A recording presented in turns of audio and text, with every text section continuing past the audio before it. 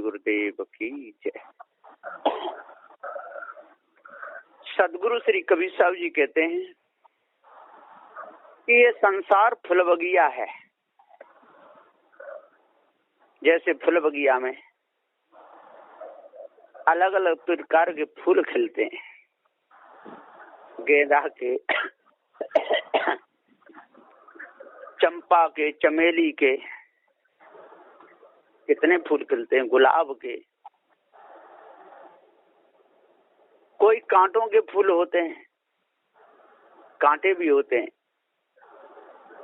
और बिना कांटे के भी होते हैं। ऐसा ये संसार है। इसमें कोई कामी है, कोई क्रोधी है, कोई लोभी है, कोई मोही है, कोई अहंकारी है, कोई हठी सटी सनकी और पिनकी है। कई प्रकार के। कोई चेतन पूजा में मन लगाता है, कोई जड़ पूजा में मन लगाता है, कोई तीर्थ यात्रा घूमने में मन लगाता है, कोई नदी नालों को पूजता रहता है, कोई पर्वत पहाड़ों के चक्कर लगाता रहता है। अलग अलग मति है सबकी, सब दौड़ रहे हैं। साधु श्री कबीर साहब ने इस फुलबगिया की हालत देखी, सुधर जाए तो ठीक है। ये माली स्वयं अपने आप को भूल गया। फूल बगिया का माली भूल गया हो, फूल बगिया का माली भूल गया।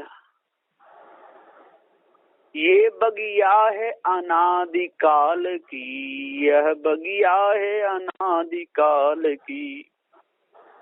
जामे फूल खिले अनादिकाल के, ये चेतन अविनाशी। फूल बगिया का माली भूल गया हो, फूल बगिया का माली भूल गया। ये अपने आप को भूल गया है अनादिकाल से। जब जब इस फूल बगिया की बाहर देखता है, इसके अंदर बड़े भाव उठते हैं। ओहो, ये जगत का, इस संसार का कोई बनाने वाला है।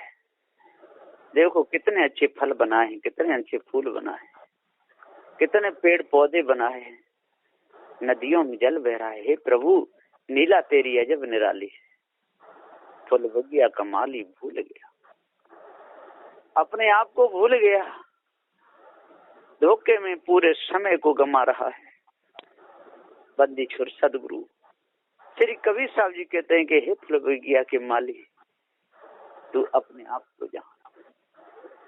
जब तक तू अपने आप को नहीं जानेगा, तब तक इस फूल बाग में तू मोहित होता रहेगा, भौरे की तरह लोभित होता रहेगा। जैसे भौरा फूल में मर जाता है, जैसे भमरा कमल फूल में फंस गया, जिंदा रहने का कोई ठिकाना नहीं। अब कमल फूल में भौरा फंस गया, लकड़ी को काट देता है, लेकिन उस नरम फूल को नहीं काट सकता, आसक्ति वश। इसी प्रकार सदगुरुदेव जी पुकार के समझाते हुए कहते हैं कि मोह में माता पिता अपने बच्चों के मोह में घर भी बेच सकते हैं, खेत भी बेच सकते हैं, यहाँ तक क्या फुटपाथ पे आ जाते हैं, लेकिन उस मोह को नहीं त्याग सकते। मोह बहुत परेशान करता है, मोह में आकर के और मारे जाते हैं। सदगुरुदेव जी पुकार के समझाते हुए कहते हैं कि हे भाई फूल बाग के माली, तू अपने आप को जान। काम क्रोध में समय बिताया, न्याय निर्णय तेरी समझ न आया। काम क्रोध में समय बिताया, न्याय निर्णय तेरी समझ न आया। अब तू विषय वासना में कूद गया रे, फूल बगिया का माली भूल गया हो, फूल बगिया का माली भूल गया। उन पेड़ों की शोभा देख करके, उन पे लगे हुए फूलों को देख करके, बगीचे की अजब बहार को देख करके ये फूल बगिया वाली अपने आप को भूल गया, इसलिए भटक रहा है। कहीं जाता है काशी मथुरा, कभी जाता है काशी मथुरा, नंदगाम गोकुल में घूमा। अब हो गया पूरा अंधा हूँ फूल बगिया का माली, भूल गया हूँ फूल बगिया का माली, भूल गया। काशी जाता है, मथुरा जाता है, हरिद्वार जाता है, नंदगाम जाता है, बरसाने जाता है, मक्का मदीना जाता है, कभी नमाज पढ़ता है, कभी वेदों को पढ़ता है, कभी हनुमान चालीसा पढ़ता है, कभी दुर्गे चालीसा पढ़ता है, कहाँ कहाँ घूमता ढूंढता रहता है, पर्वत पहाड़ों को लांघता रहता है। साधु देख कहते ये फूल बगिया का माली अपने आप को भूल गया, इसीलिए शोभा बढ़ाई, रंग रोगन इसी ने किया, लेकिन अपने आप को नहीं जान पाया। ये कितनी बड़ी भूल हुई। तो सदुदय जी हम पुकार के समझाते हुए कहते हैं कि हे फूल बाग के माली, हे चेतन अविनाशी, तू अपने आप को जान जा। तेरे को पृथ्वी दबा नहीं सकती, तेरे को जल गला नहीं सकता, तेरे को अग्नि जला नहीं सकती, तेरे को वायु सुखा नहीं सकती। तू अजर अमर अखंड अविनाशी है, सबका जनैया है। जितने नाम रखे ये सब तेरे ही नाम रखे हुए हैं। जितने भी औषधियां बन रही हैं, जितने भी पेय पदार्थ बन रहे हैं, संसार में जितनी मिठाइयां बन रही हैं, इनको कौन बना रहा है? नाना प्रकार की मिठाइयों का आविष्कार किसने किया है? ये मनुष्य ने ही तो किया है। जो मिठाई गुजरात में है वो उत्तर प्रदेश में नहीं मिल पाती, जो उत्तर प्रदेश में है वो बिहार में नहीं मिल पाती, जो बिहार में है वो छत्तीसगढ़ नहीं मिल पाती, जो छत्तीसगढ़ है वो दूसरे महाराष्ट्र में नहीं मिल पाती, और महाराष्ट्र में है मध्य प्रदेश में। अलग अलग कारीगर हैं, अलग अलग बनाने की विधियां हैं। हमने ऐसा ऐसा भोजन देखा है। तेलंगाना की तरफ हम गए थे, बेंगलोर, वहां पर जन क्या बनाते हैं, दद्दू-जनम। उसका नाम सुन करके मुझे बहुत खुशी हुई कि दद्दू-जनम कैसा होता है। अरे देख तो ले, खाना तो बहुत बड़ी बात है, खाना तो हम अपने भोजन अपने हाथ से बनाते हैं, लाओ देख लेते हैं। तो उसमें कहा कि भात बनाया और भात में दही बना करके मिला करके घोंट दिया। एकदम मुझे कहना हो कि मुझे अच्छा नहीं लगा। तो सदगुरुदेव जी कहते हैं अलग अलग जगह का अलग अलग भोजन है। कहीं कहीं दाल में भी मीठा डालते हैं, सब्जी में भी मीठा डालते हैं, काशी फल की सब्जी में मीठा डालते हैं, और गुजरात में तो अक्सर करके डालते ही डालते हैं, मीठा डालते हैं। और कहीं इमली की खटाई डालते हैं, कहीं आम की खटाई डालते हैं, कहीं सब्जी में नींबू डालते हैं, अलग अलग है। ये फूल बगिया है। इस फूल बगिया की अजब बहार है। जो इस अजब बहार को समझ लेता है, जो इसको समझ लेता है, ये तो अनादिकाल की बहार है। ये चारों तत्वों का जो प्रकाश रंग है, ये अनादिकाल का है। इसको बनाने वाला कोई ईश ब्रह्म परमात्मा नहीं, कोई देवी देवता नहीं, लेकिन ये चेतन जीव इस फूल बगिया का माली है, और अनादिकाल से ये अपने आप को भूला चला रहा है।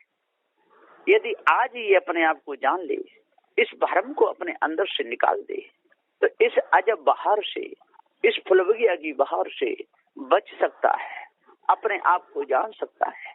यदि अपने आप को नहीं जान पाया तो इस फूलों में ही भौरा की तरह ये लुभा जाएगा, उसी की गंध में अपने समय को बर्बाद कर देगा।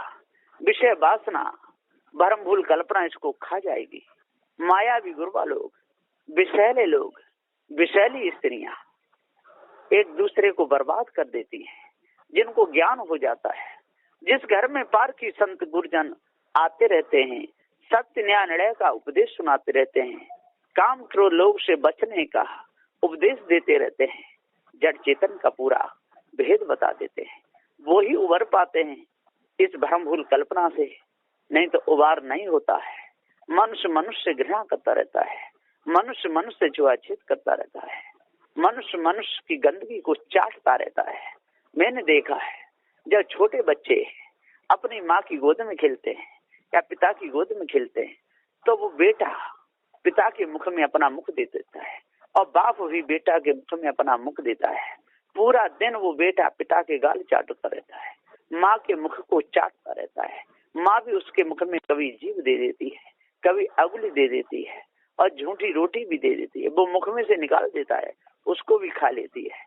मैंने एक बार बर्फ देखी, बर्फ एक बच्चे ने मुख में दे ली, मुंह में देता रहा, उस पर नहीं चुसी बाहर निकाली, वही बर्फ लेकर के माँ ने अपने मुंह में डाल ली और फिर उस पर भी नहीं कभी तो पिता ने अपने मुख में डाल ली। अब बताइए मानवता कैसे आएगी? ये पछता ही तो है। इस पछता में अपने पूरे समय को हम बर्बाद कर देते हैं। उस पे उसके सारे अंगों पर हाथ लगाते हैं, बच्चों के पे।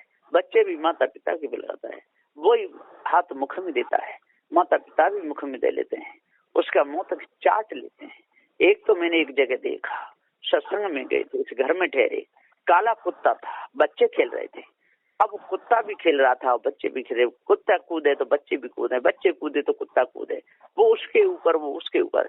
एक तो ऐसा था कि उस कुत्ता का मुंह ही चाट लेता था और कुत्ता भी उन बच्चों का मुंह चाट लेता था और बड़े बाबरी होते खेल रहे थे। इसी प्रकार सदगुरुदेव जी पुकार के कहते हैं, स्त्री पुरुष का, पुरुष स्त्री, ये खेल यदि होता रहेगा, इसी में अपने समय को पूरा बर्बाद करते रहेंगे तो मनुष्य हम कम बन पाएंगे।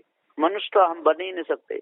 यदि मनुष्य बनने के लिए मानवीय गुण चाहिए, मनुष्य बनने के लिए अष्ट महासत्गुण चाहिए, मनुष्य बनने के लिए जो विकार हैं उनको तजना चाहिए। और जब विकार हमारे अंदर से निकल जाएंगे, हमारा अंतःकरण पवित्र शुद्ध साफ हो जाएगा, तो ये पशु वृत्ति हमारी मिट जाएगी, मानव बुद्धि हमारी आ जाएगी। मार्ग तो दो ही है, एक भक्त मार्ग है, एक संत मार्ग है। जो संत हो जाते हैं वो साधनाशील होते हैं, संसार से उपराम होते हैं, संसार की प्रति उनकी लगन नहीं रहती है, कुटुंब परिवार जात वर्ण से वो न्यारे हो जाते हैं। जो भक्त होते हैं, जो भक्ति भाव में रहते हैं, सुमति संघर्ष से रहते हैं, घर में पति पत्नी मेल से रहते हैं, बच्चों को सद शिक्षा देते हैं, अलग खाना अलग बैठना टकसार सिखाते हैं, एक दूसरे का झूठा नहीं खाना। कौन? जिनके घर में पारकी संत गुरजन जात रहते हैं वहाँ। ऐसा नहीं है तो वहाँ तो बिल्कुल पशु वृत्ति है, पशुओं के समान पूरा जीवन जीते हैं, झूठे हाथों से भोजन निकालते रहते हैं, झूठे हाथों से दूसरों को खिलाते रहते हैं, उसी गिलास से स्वयं पानी पी लेते हैं, दूसरों को भी पिला देते हैं। बिल्कुल गंदगी, बहुत बड़े बड़े नाखून भी रखा लेते हैं, मतलब ये किसी को चीर करके खाएंगे जैसे मांसाहारी जानवरों के नाखून होते हैं। इस प्रकार से आजकल के लड़की लड़के भी वो लंबे लंबे नाखून कर लेते हैं। मतलब ये चूहा पकड़ के खाएगी, मतलब ये चूहा पकड़ खाएगा। ऐसे लड़की लड़काओं के नाखून मैंने स्वयं अपने आंखों से देखे हैं। अब बताइए किस खाने के ये संस्कार हैं। इसलिए सदगुरुदेव जी पुकार के समझाते हुए कहते हैं कि हे फूलबाग के माली, हे फूलबगिया के माली, इस संसार की अजब बहार को देख करके और तू भूले मत, तू अपने आप को जान ले। जब तक तू अपने आप को नहीं जानेगा और भ्रम में ही पूरे समय को बर्बाद करता रहेगा तो तेरी वृत्ति बिल्कुल बिगड़ जाएगी, तेरा लक्ष्य अपने आप से बिल्कुल हट जाएगा। कालमा दिन दूनी रात चौगुनी तेरे अंदर आती ही रहेगी और 4 5 6 7 18 प्राणों को भी पढ़ता रहेगा, गीता रामायण भागवत को भी पढ़ता रहेगा, तोरे तेजी जमुर फुरकान इनको भी पढ़ता रहेगा और कभी मोछ और दाढ़ी बढ़ा करके अपने आप को हिंदू कहता रहेगा और कभी मोछों को कटा करके दाढ़ी बढ़ा करके अपने आप को तू मुस्लिम कहता रहेगा। क्या क्या तू करेगा? कभी तेज तलवार चलाएगा, कभी कुछ भी करेगा, कभी नेतागिरी में खड़ा होगा, लेकिन ये तेरा लक्ष्य नहीं है। तेरा लक्ष्य तो सुधरना है और दूसरों को सुधारना है, पर तू अपने लक्ष्य को भूल गया है। इसलिए सदगुरुदेव जी तेरा पता तेरे को बता रहे हैं, तेरी अमृता ही तेरे को बता रहे हैं, तेरा अखंडपन ही तेरे को बता रहे हैं। अलग से तेरे को कुछ नहीं दे रहे, शब्द के द्वारा तेरे को जगा रहे हैं। कितनी मेहनत कर रहे हैं, जैसे खेत है यही है, मिट्टी है यही है, फावड़ा है यही है, पानी है, अग्नि जल सब यही है। किसान की तो केवल मेहनत है, जो समय पर मिल जाए तो ठीक और न मिले तो ठीक। किसान की केवल मेहनत है। किसान कहीं से न लकड़ी लाया, लकड़ी भी यही मिली संसार में, न किसान कहीं से लोहा लाया, लोहा भी यही मिला संसार में, न पृथ्वी को लाया, न मिट्टी लाया, न जल लाया, न अग्नि लाया, केवल मेहनत की और मेहनत के द्वारा समय पे जो हुआ उससे काम चलाया। इसलिए हे मनुष्य तू से मिले, तेरी मेहनत है। यदि तू मेहनत करेगा भव से छूटने के लिए तो भव से छूट सकता है, यदि मेहनत नहीं किया तो भव में तू डूब सकता है। इसलिए तू मेहनत कर। छूटने के लिए, पवित्र मन रखने के लिए, सत्य विचारशील दया धैर्य विवेक वैराग गुरु भक्ति अष्ट महासनों को धारण कर अपना बचाव कर। इस फूल बगिया का तू माली है, फूलों को देख कर लोभित मत हो, मोहित मत हो। हाँ, समय पर फूल भी लगा, समय पर पानी भी लगा, समय पर फूलों को भी तोड़, फूलों को भी काम में ले, लेकिन इस फूलबाग को देख करके तू इसमें भूले मत, इसमें लुभावे मत। ये मत समझ के जी सारे संसार किसी परमात्मा में बनाया है, ये न्यारे न्यारे फूल बनाए हैं, इसलिए हमको नहीं मिलते। ये यदि परमात्मा नहीं होता तो ये फूल हमको काहे को मिलते। ऐसी कल्पना तेरे अंदर जब तक है तब तक तेरे अंदर पार ज्ञान नहीं, तेरे को पार ज्ञान है ही नहीं। इसलिए ये समझ, ये जगत अनादि है, इसका बनाने वाला कोई नहीं है। पृथ्वी में स्वयं बीजी शक्ति है, इसी से सारे फल फूल उगते रहते हैं और नष्ट होकर इसी में मिलते रहते हैं। हमारा भी ये शरीर इन्हीं तत्वों से बना हुआ है और एक दिन नहीं में मिल जाएगा। इसलिए हम अपने आप को जाने और भरम भूल कल्पना को अपने अंदर से निकालें, तब पूर्ण शांति मिलेगी। ऐसा उपदेश है बंदी छोर सदगुरु श्री कबीर साहब का। बस इन्हीं वचनों के साथ में मैं अपनी वाणी को विराम देता हूँ। बोलिए श्री सदगुरुदेव की जय।